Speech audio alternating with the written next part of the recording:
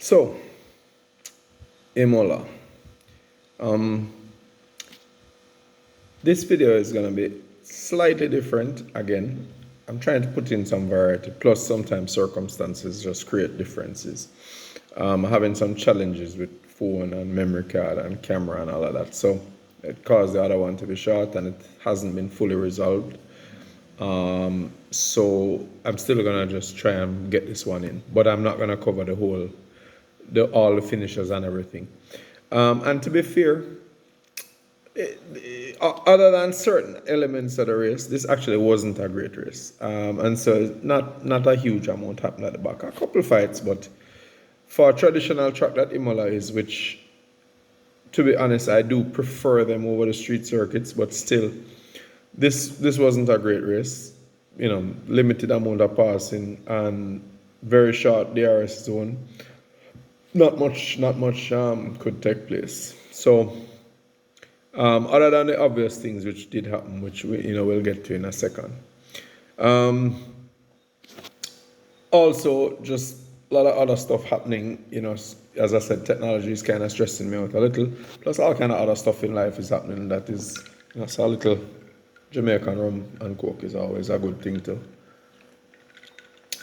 ease into the evening.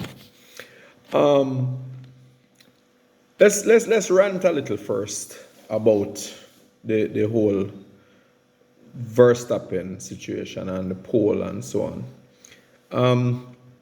I think it's established that I am not a Verstappen fan per se, but I am an admirer of his abilities. And it annoys me when I hear the English commentators, and I want to be specific because the Lewis Hamilton fans who may be the more rabid type, who are not necessarily sports fans but more Hamilton fans, I can understand why they say the things they say and interpret things the way they do. So I tend to, even though I may not agree with them, I can relate to it. I can understand where they're coming from. But the commentators should, even though everybody has their biases, they really should attempt some modicum of objectivity. And the nonsense that I heard from Sky Sports, I alternate my viewing. I'll use F1 TV and I'll use Sky Sports. I view it in different ways. Sometimes simultaneously. Sometimes I have more than one feed on at the same time. And the nonsense that I heard idiots like Kravitz and all of those people saying about the poll, that I heard him literally say at one point that Piastri was the genuine pole sitter, the actual pole sitter, and Verstappen just happened to have gotten the toe. That has got to be one of the stupidest and most disingenuous things I've ever heard. First of all, the Verstappen certainly did get a toe, but guess what? In a previous run, Verstappen actually set a faster time in Sector 1 than the time he set when he got the toe. So clearly, he's capable of doing the time. Secondly, his time in Sector 2 was unbelievable. It was like something like 0.4 faster than Norris. How do you explain that? And similarly, in Piastri's run, he got a toe from Ricciardo. So, it is hilarious to hear these people do these mental gymnastics in trying to degrade the victories and just somehow diminish the results that Max is producing. Now let's go back to the actual poll and by extension what's going on with Red Bull. They seem to be struggling. The last two meets in particular, they have not gotten their setup right. And I think that when you look at the situation with McLaren and Ferrari in terms of the improvements that they've made, undoubtedly the steps that they've made, in terms of development, bringing updates and so on, I think maybe there is a little misperception because Red Bull isn't getting their setup right Now, why that is so, I'm not sure. But they seem to be struggling a little in getting the setup of the car right. So I think it's slightly flattering the results of McLaren and Ferrari. Now, I say slight and I temper that because the fact is McLaren and Ferrari have made genuine steps as well.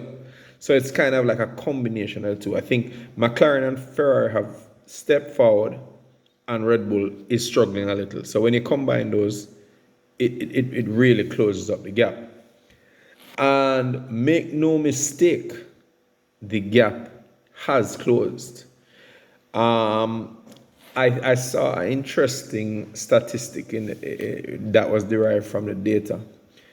On mediums, Max was I think it was 0.25 per lap faster than Lando. On hards, Lando was 0.26 faster than Max. So essentially, that is a dead heat. I mean, statistically, that's almost indistinguishable. And it tells me that on pace, car for car, there's nothing between the two at the moment. And that's a very interesting situation. And all the more reason why I was annoyed at how what Verstappen achieved was kind of diminished by some of the commentary. The fact is, this was probably one of Verstappen's best performances. And I say that without reservation. The amount of things that were happening, not just during the race, but in the weekend that led up to the race. I mean, let's face it, Red Bull got it wrong. Perez was nowhere, literally. I mean, even in the race, he struggled badly. But he was just nowhere for the weekend, running off, doing all kind of foolishness, getting everything wrong. Clearly, the car was just way out of its, operating window. And the team really pulled together. The guys that back at the factory were doing the sim work. I think Bohemia and those guys. A guy that actually came here to Jamaica, we actually met him. Nice guy. I understood that they did some incredible seat time, hours and hours in the sim, getting the setup right, and able to translate that again. Crucially, one of the things that I've spoken of before in how Red Bull does things, they are actually able to translate their theoretical data gathering results into tangible on-track improvements. So they made the changes based on what was developed on the sim overnight, and the car improved dramatically for qualifying. Obviously, still wasn't optimal, and clearly also because they had lost so much time, doing all these changes during the setup phase in free practice. They didn't get to do any hard tire runs of any significance, and you could see the result of that in the race because the car was definitely off on the hard tire. But the point is, Red Bull, under adversity, did the right thing as a team, made the right decisions, implemented the right solutions, and Verstappen didn't let the situation, get to his head. Remember, he's coming from a bad situation in Miami where he lost. Well, to him, a second is a loss. And, he's unhappy.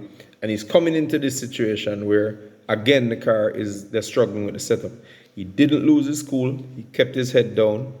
Did what I consider to be a brilliant, when I say brilliant, I mean a brilliant pole lap, and pulled it out of the bag. And then, in the latter stages of the race, that dude drove. We're talking about having battery issues, which affects your straight line speed. Bearing in mind, the McLaren was faster in a straight line already this race meet than the Red Bull. Plus, he now has a battery issue, which even hurt his top speed more. His tires are going off. And crucially, he had a track limit warning, which means he had to be driving a little more conservatively in terms of his, especially his exit lines. So, which obviously compromises his pace. When you combine all of those things, the man drove basically like a robot that was programmed. He made no errors. He did exactly what he needed, drove the car on the limit, kept the gap in a way that, not kept it in terms of the actual time gap, but kept it in a way that Lando could not attack him.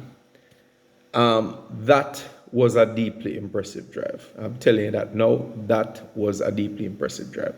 As I said, one of the best I've seen from him. Brilliant. It might not, it looked relatively undramatic, but if you understand what you're seeing, that was a serious drive. Make no mistake about that.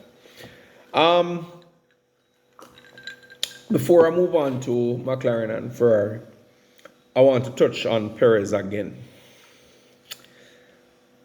If, in fact, McLaren and Ferrari's pace is genuine and is going to remain consistent for the rest of the year and even improve, then the manufacturers or the constructors championship, as it's known, is not a foregone conclusion.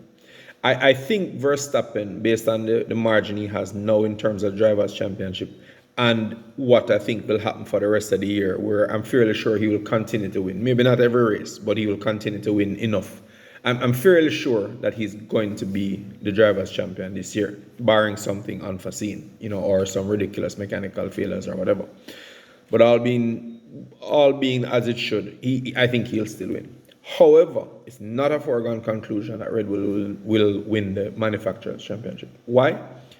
Perez is not doing his job. Perez is not scoring points consistently. He scored a few since the start of the year, but he's not, you can't rely on him. And this is something that I've said a number of times in the past, which is why I've been particularly critical of Perez. When Verstappen or the team stumbles, Perez needs to be there to pick up the slack. And he's not. You can't rely on him with any consistency. With Perez, it's a hit or miss. On any given race weekend, he may be second or challenging for the win. Or he may be, beating his head against the wall in out of the points. It's almost like you just cannot depend on him. And that, for a second driver in a top tier team, is unforgivable. And I believe they must now be seriously looking at what they're going to do with him. And if he loses his seat, if he needs somebody to blame, look in the mirror. Because there's no question that he's not pulling his weight. Going into Ferrari and McLaren, I'm going to kind of treat them as a lump. I don't think this race is necessarily indicative of Ferrari's pace. Actually, I think Ferrari is faster than this. I think they too struggle a little with setup. And I don't think, as did Red Bull. And so I don't think their on-track pace was necessarily reflective of what they're capable of. I actually think they're going to be faster. And I think at Monaco in particular, they're going to be pretty fast because their low-speed corners are pretty strong. And low-speed traction out of the corners. I also think their tire degradation is out of this world. They've nailed that. Clearly, they've nailed that. And that's a crucial thing with this current generation of tires. I mean, it's probably one of the bigger issues that F1 faces now, the tire performance or drop-off. And the degradation on the Ferrari chassis is primo. So I have to say that I'm looking for much bigger things from Ferrari at the next couple of races. I didn't think Sainz... He did okay, but I think this was an off weekend for him. I think Leclerc did well within the circumstances. I think he struggled a little in qualifying, but he clearly had decent race pace. And I think if circumstances had been a little different, he could have come up a little further. So I really am looking for bigger things from Ferrari as the season progresses. In terms of McLaren, I tell you what, it's a symbiotic thing. As the team is gaining confidence and getting things right in terms of setup and development direction, so too are the drivers building on that, pushing the car harder because the car now gives them the confidence to push harder. Piastri is really on on Norris's coattails right now. He's literally knocking on the door. Norris needs to pay attention to what Piastri is doing, because Piastri actually has an interesting cornering technique, broadly similar to Verstappen, where he's not an ultimate late breaker, doesn't necessarily turn in from the widest point towards the apex. He takes a slightly neater, essentially shorter arc through the corner. It's a very efficient driver. Norris has a nice, smooth flowing style, and it works well in certain circumstances, and obviously he's fast. But Piastri has this very neat, economical, efficient driving style, and I believe that it's important to remember something about Piastri. He's only in his second year of F1. He's still very much on a learning curve. And I think his tire management still leaves a bit to be desired, but his pace is unquestionable. And I think that when he gets that tire management right, which he will, he's a sensible, you can clearly see that he's a smart guy, cerebral, he's a thinking driver. Not an emotional type of driver. He's a thinking driver, and he is learning. He is learning. I believe that when he starts to get that tire management right, he's going to be devastating. I think Norris has the measure of him ultimately for now. The results and the points and so on clearly show that, but I think genuinely he does as well. It's not circumstantial. I think he has his measure in terms of pace. But I also think that won't continue forever. I think Piastri eventually is going to reach a point where he's challenging Norris every race to see who is going to end up ahead of who. That's going to be an interesting team dynamic, and how Zach Brown, a person I dislike intensely, it's going to be interesting to see how he manages that and how they juggle it, you know what I mean? But in terms of technical, hats off to McLaren. McLaren has done an outstanding job. They've hit it out of the park. Without doubt, if there was like a most improved award, when you think about where McLaren is coming from a year ago to now, it's unbelievable. And when you contrast that, for example, with Aston Martin, in terms of where they're coming from to know, I mean, you have to just wonder.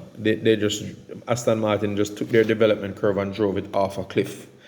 Whereas McLaren, they put wings on theirs and they're climbing. So that's going to be quite interesting again to see how well will McLaren challenge Red Bull for the rest of the year. Now, let us not lose sight of a bigger picture with this development thing and the gaps closing. It has always been the case where towards the end of any set of regulations, there tends to be a convergence, meaning teams that had huge advantages in the beginning, like Mercedes, for example, after the 2014 regulation change, and Red Bull after the 2021 regulation change, you can clearly see where one or two teams will get a big advantage and they keep that for a while, but gradually, as the period of the regulation expires, the other teams learn, adapt, improve, develop, and the gap gets closer.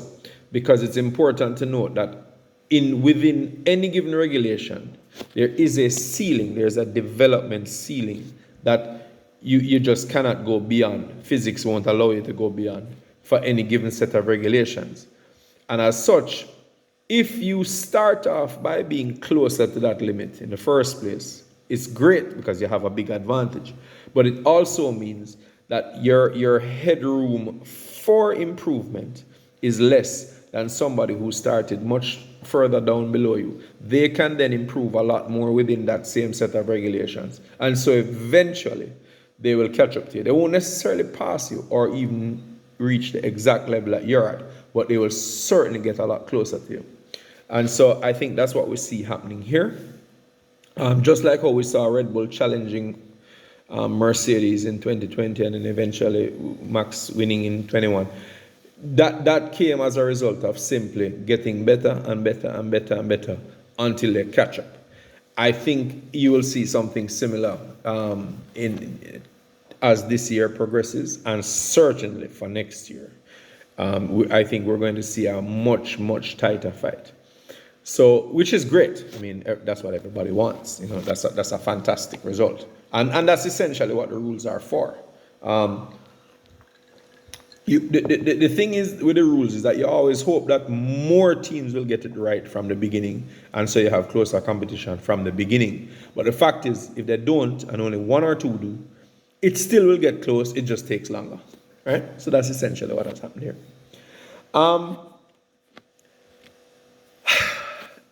I'm gonna end on that note. There are a couple of other little things that I thought were notable, but essentially, I think we can. I think I'm gonna stop there. I thought the race ended great. I thought it wasn't a great race overall, but I thought the finish was spectacular. Again, congrats to McLaren and Ferrari for stepping up the pace, and props to Max for great drive. If I'm to mention anybody else, I thought Yuki drove well. He's kind of showing up Ricardo. Not kind of, he's showing up Ricardo. I thought Hamilton and Russell were decent, but Mercedes is lost, if I want to have a better word. Kind of a weird thing with Russell and Hamilton towards the end there. There seems to be conflicting opinions on it in terms of who said what and who did what and who wanted what done. Russell kind of saying he didn't want to stop. His tires felt okay. The team saying the data suggested it did. Then maybe saying, well, if he stopped and put on the new tires and got the fastest lap point for the team, and essentially sacrificing his on-track position, shouldn't they have given him back the position so that his driver's points could be redeemed? I think it's debatable. I think there's merit to it, that point of view from him. But I also, it depends, because the team is saying he had worn out the tires anyway, in which case he would have lost the position to Hamilton anyway. It's kind of a he said, she said. I don't know which one is true, but it kind of left a slightly bitter taste in my mouth the way it went down. I don't think I liked how that situation occurred. Again, I want to mention Yuki. He really is stepping up. I don't think he's going to be considered as a replacement for Perez, but he's pretty good, and he has a future. I think, and he's pretty young. He definitely has a future. Stroll surprised me. Didn't do too badly. Even a broken clock is right twice a day. Alonso, terrible day. I mean, it happens. He's my guy, but yeah, things happen. I expect him to be much better at Monaco. Track that will flatter his driving skills somewhat. The